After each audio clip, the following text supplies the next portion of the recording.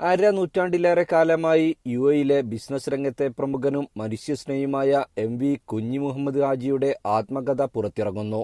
തടാകം വിജനവയിലെ ഓർമ്മകൾ എന്ന തലക്കെട്ടിൽ ദുബായ് അൽക്കൂസിലെ ക്രെഡൻസ് ഹൈസ്കൂളിൽ നവംബർ 8 ശനിയാഴ്ച പ്രമുഖരുടെ സാന്നിധ്യത്തിൽ പ്രകാശനം ചെയ്യും.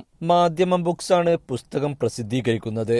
1960കളുടെ അവസാനത്തിൽ പത്തേമാരിൽ സാഹസിക യാത്ര ചെയ്ത് ഇമറാത്തിന്റെ മണ്ണിലെത്തിയ കുഞ്ഞി മുഹമ്മദ് ഹാജി ആദ്യകാല പ്രവാസത്തിലെ പ്രയാസങ്ങളെ അതിജീവിച്ച് വിജയം വരിച്ച ബിസിനസ് പ്രമുഖനാണ്.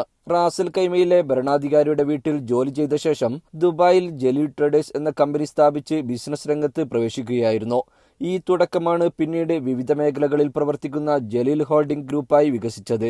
ദുബായ് പഴം പച്ചക്കറി മാർക്കറ്റിലെ ആദ്യകാല വ്യാപാരിയായിരുന്നു അദ്ദേഹം. ചടങ്ങിനോടനുബന്ധിച്ച് തടാകം ഫൗണ്ടേഷൻ നൽകുന്ന 3ാമത് ജലീൽ ക്യാഷ് ആൻഡ് കാരി വിദ്യാഭ്യാസ സ്കോളർഷിപ്പ് വിതരണം ചടങ്ങിൽ നടക്കും. +2 പരീക്ഷകളിൽ മികച്ച മാർക്ക് നേടിയ യുഎഇയിലെ ഗ്രോസറി, റെസ്റ്റോറന്റ്, കഫ്റ്റീരിയ മേഖലയിൽ ജോലി ചെയ്യുന്ന ജീവനക്കാരുടെ മക്കളോ സഹോദരങ്ങളോ ആയ 30 വിദ്യാർത്ഥികൾക്കാണ് സ്കോളർഷിപ്പ് നൽകുന്നത്.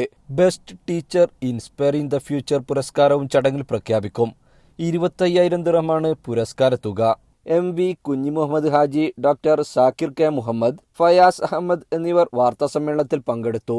ജീവൻ ന്യൂസ്, ദുബായ്.